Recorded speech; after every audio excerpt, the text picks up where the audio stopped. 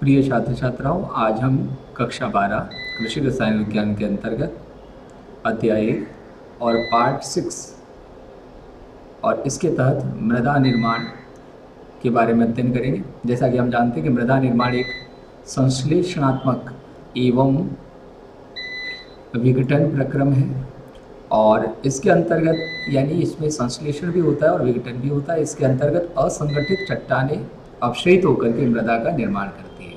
वर्षा की प्रकृति, प्रचंडता, आवृत्ति और वितरण का मृदा निर्माण पर सीधा असर पड़ता है। अधिक वर्षा होगी तो मृदा का अपक्षय अधिक होगा और इससे मृदा का निर्माण भी अधिक होगा। चट्टानों और खनिजों के अपक्षय के परिणाम स्वरूप मूल पदार्थ का निर्माण होता है, यानी चट्टानें और खनिजों के अपक्षय के परिणाम स्वरूप मूल पदार्थ का निर्माण होता है। इन प्रक्रियाओं के उपरांत मृदा परिच्छेदिका का निर्माण होता है। मृदा परिच्छेदिका में हम जानते हैं OABCR अपने देखा था कि किस प्रकार से संस्तर होते हैं। अब देखिए, डोकुचेव है, उसे मृदा विज्ञान का जनक मानते हैं। डोकुचेव नामक मृदा वैज्ञानिक को मृदा विज्ञान का जनक मानते हैं और उनके अनुसार मृदा निर्माण के लिए पैतृक पदार्थ, जलवायु एवं जीवमंडल उत्तरदायी था। इन्होंने क्या माना कि मृदा के निर्माण के लिए पैतृक पदार्थ, जलवायु और जीवमंडल उत्तरदायी था और इसके उपरांत जेनी ने इन कारकों के मृदा निर्माण में परस्पर संबंधों को एक सूत्र के द्वारा व्यक्त किया। उसको देखते हैं तो देखिए, इसको बहुत ही महत्वपूर्ण है। मृदा विज्ञान का जनक डोकुचेव को माना जाता है और अब देखते हैं। जेनी के अनुसार S बराबर S यानी मृदा FClBrPt, ये आप इसको राइट डाउन कर ले, बहुत ही महत्वपूर्ण सूत्र है। S यानी मृदा का जो निर्माण होता है उसके लिए जेनी ने निम्न कारक दिए FClBrPt। S का मतलब है मृदा, F का मतलब है कार्य, Cl का मतलब है जलवायु क्लाइमेट, B का मतलब है बायोस्फीयर यानी जीवमंडल, R का अर्थ है स्थलाकृति और P का अर्थ है पैतृक पदार्थ और T है समय। तो मृदा निर्माण को 5 कारक प्रभावित करते हैं और जोफे ने उपरोक्त कारक को 2 मुख्य भागों में विभक्त किया। ये जेनी ने दिया कि मृदा के निर्माण में ये कारक होते हैं FClBrPt। याद रखें, F का मतलब है कार्य, Cl का मतलब है जलवायु, B का मतलब है जीवमंडल, R का मतलब है स्थलाकृति, P का मतलब है पैतृक पदार्थ और T का मतलब है समय। अब देखिए, इसके बाद आपको हेडिंग बनाना है। जोफे ने ये जो कारक दिए उसको 2 भागों में विभक्त किया। पहला है सक्रिय कारक और दूसरा है निष्क्रिय कारक।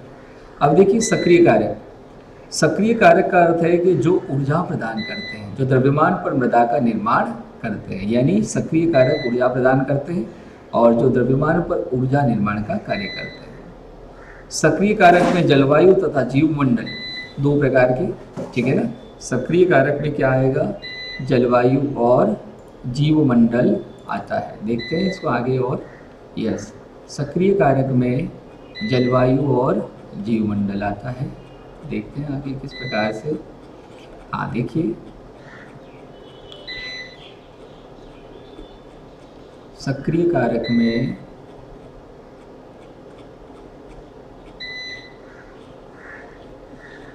देखिए, सक्रिय कारक आगे देखते हैं इसको।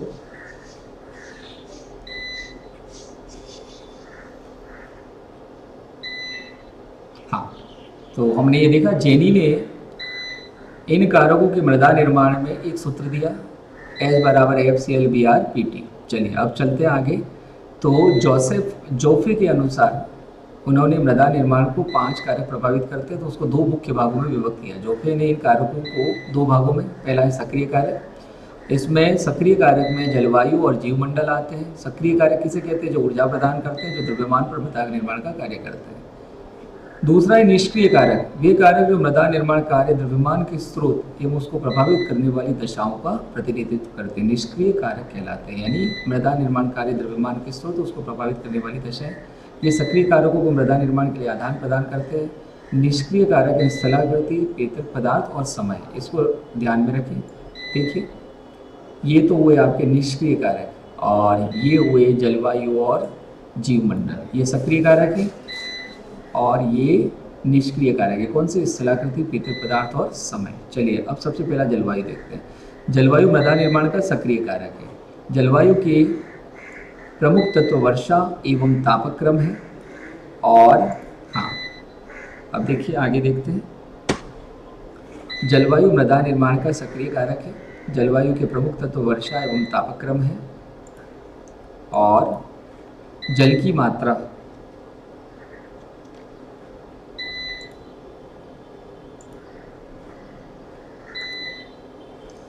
जलवायु मृदा निर्माण का सक्रिय कारक है। यस, अंडरलाइन कीजिए। जलवायु के प्रमुख तत्व वर्षा एवं तापक्रम है। जल की मात्रा अपर्दन तथा अंतःस्रवण दोनों को ही प्रभावित करती है। अंतःस्रवण द्वारा निक्षालन और निक्षेपण प्रक्रम होते हैं जो संस्तरों के विकास को प्रभावित करते हैं।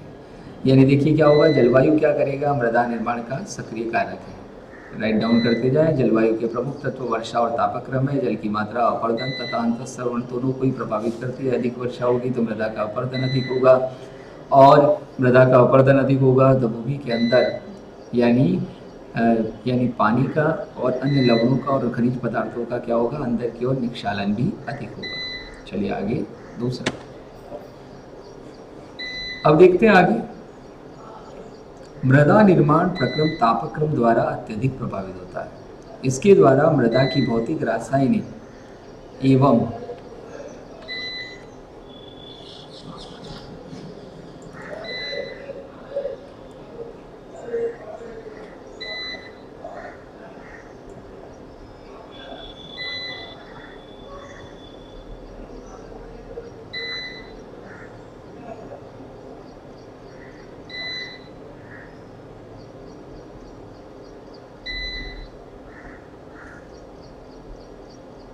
देखिए इसको देखते हैं।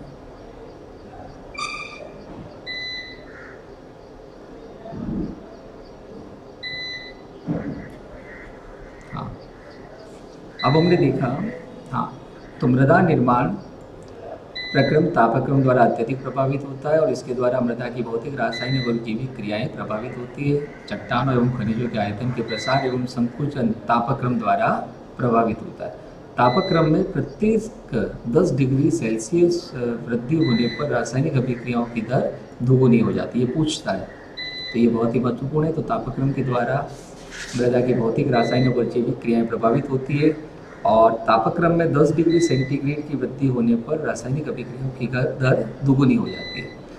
दूसरा, मृदा तापमान वृद्धि से अपक्षय में भी वृद्धि होती है तथा मृदा में क्ले की मात्रा भी प्रभावित होती है। आर्द्रता एवं दूसरे कारक के यथावत रहने की दशा में जब औसत वार्षिक तापक्रम में बढ़ोतरी होती है तो शीत प्रदेशों में जीवांश पदार्थ की कमी हो जाती है। इसको ऐसे समझेंगे हम कि अगर किसी स्थान पर 10 डिग्री सेल्सियस तापक्रम में वृद्धि होती है तो वहाँ पर हमने देखा कि रासायनिक अभिक्रियाओं की दर दोगुनी हो जाती है। राइट डाउन करते जाए। अब देखते हैं आगे, जैव मंडल किस प्रकार से सक्रिय कारक है। तो मृदा निर्माण में पौधों एवं जंतु की क्रिया, जैविक अवशेष एवं अपशिष्ट का महत्वपूर्ण स्थान होता है। मृदा में छोटे एवं बड़े पौधों पर जंतुओं की उपस्थिति से जीवांश पदार्थ की मात्रा, इसका वितरण, स्थूल घनत्व आदि को प्रभावित करते हैं। पौधों की जड़ें चट्टानों तथा खनिजों पर यांत्रिक रूप से क्रिया करती है और ये अनेकों प्रकार के अम्लीय तथा कार्बनिक तथा कार्बन डाइऑक्साइड उत्पन्न करती है जो अपचय की क्रिया में सहायक है। इसको राइट डाउन करते जाए। चलिए आगे चलते हैं। पेत्रक पदार्थ, यस, अगला देखते हैं। पेत्रक पदार्थ। पेत्रक पदार्थ चट्टानों की प्रकृति, मृदा निर्माण में कणाकार, क्ले की मात्रा और प्रकृति, पोषक तत्व, सरंध्रता, रंग आदि को प्रभावित करते हैं और निर्मित मृदा पेत्रक पदार्थ पर निर्भर करती है, जैसे बालू पत्थर, बलुई पदार्थ, जबकि बेसोल्ट व चूना पत्थर मृतिका पैदा करते हैं।